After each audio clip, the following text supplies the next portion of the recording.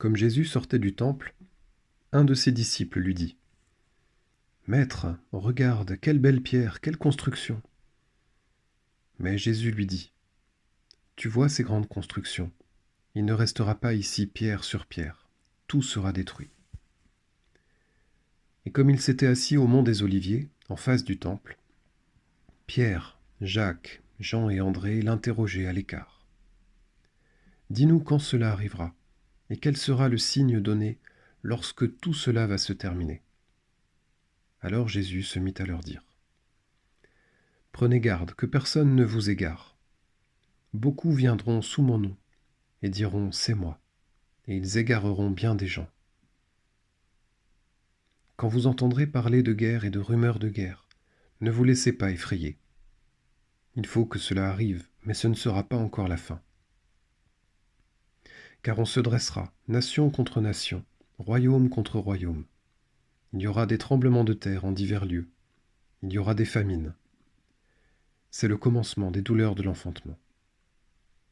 Vous, soyez sur vos gardes. On vous livrera aux tribunaux et aux synagogues.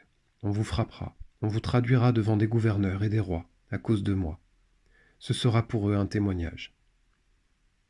Mais il faut d'abord que l'Évangile soit proclamé à toutes les nations. Et lorsqu'on vous emmènera pour vous livrer, ne vous inquiétez pas d'avance pour savoir ce que vous direz, mais dites ce qui vous sera donné à cette heure-là, car ce n'est pas vous qui parlerez, mais l'Esprit Saint. Le frère livrera son frère à la mort, et le père son enfant. Les enfants se dresseront contre leurs parents, et les feront mettre à mort. Vous serez détestés de tous à cause de mon nom. Mais celui qui aura persévéré jusqu'à la fin, celui-là sera sauvé.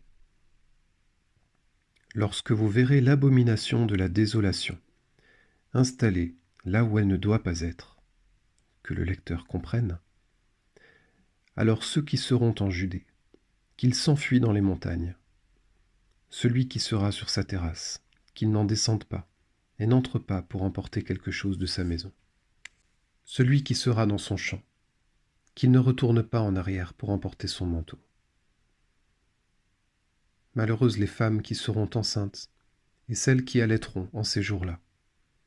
Priez pour que cela n'arrive pas en hiver, car en ces jours-là il y aura une détresse telle qu'il n'y en a jamais eu depuis le commencement de la création, quand Dieu créa le monde, jusqu'à maintenant, et telle qu'il n'y en aura jamais plus. Et si le Seigneur n'abrégeait pas le nombre des jours, personne n'aurait la vie sauve. Mais à cause des élus, de ceux qu'il a choisis, il a abrégé ces jours-là. Alors si quelqu'un vous dit : « Voilà le Messie, il est ici, voilà, il est là-bas », ne le croyez pas.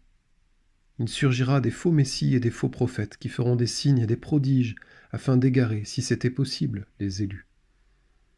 Quant à vous, prenez garde, je vous ai tout dit à l'avance. En ces jours-là, après une pareille détresse, le soleil s'obscurcira et la lune ne donnera plus sa clarté. Les étoiles tomberont du ciel et les puissances célestes seront ébranlées. Alors on verra le Fils de l'homme venir dans les nuées avec grande puissance et avec gloire. Il enverra les anges pour rassembler les élus des 4 coins du monde, depuis l'extrémité de la terre jusqu'à l'extrémité du ciel. Laissez-vous instruire par la comparaison du figuier. Dès que ses branches deviennent tendres et que sortent les feuilles, vous savez que l'été est proche. De même, vous aussi, lorsque vous verrez arriver cela, sachez que le Fils de l'homme est proche, à votre porte. Amen, je vous le dis, cette génération ne passera pas avant que tout cela n'arrive. Le ciel et la terre passeront, mes paroles ne passeront pas. Quant à ce jour et à cette heure-là, nul ne les connaît, pas même les anges dans le ciel, pas même le Fils, mais seulement le Père. Prenez garde, restez éveillés, car vous ne savez pas quand ce sera le moment. C'est comme un homme parti en voyage. En quittant sa maison, il a donné tout pouvoir à ses serviteurs, fixé à chacun son travail, et demandé au portier de veiller. Veillez donc, car vous ne savez pas quand vient le maître de la maison, le soir ou à minuit, au chant du coq ou le matin. S'il arrive à l'improviste, Il ne faudrait pas qu'il vous trouve endormi. Ce que je vous dis là, je le dis à tous.